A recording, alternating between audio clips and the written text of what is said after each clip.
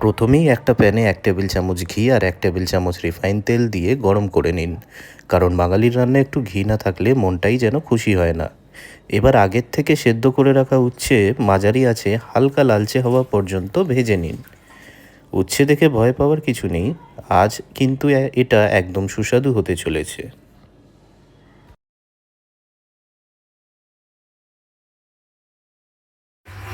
তারপর প্যানে অল্প ঘি দিয়ে লম্বা করে কাটা নুন আর হলুদ মাখানো আলুগুলো এইভাবে ভেজে তুলে রাখুন, কারণ আলু থাকলে বাঙালির সব রান্নাই একটু বেশি স্পেশাল হয়ে যায়।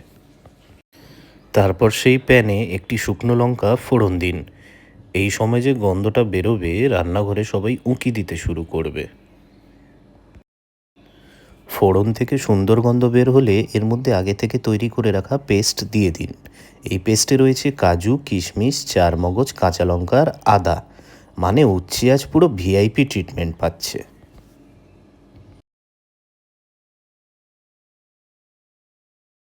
মাঝারি আছে কয়েক মিনিট ভালো করে কষে নিন। তারপর সামান্য জল দিয়ে নেড়ে নিন এবং ভেজে রাখা উচ্ছে দিয়ে দিন।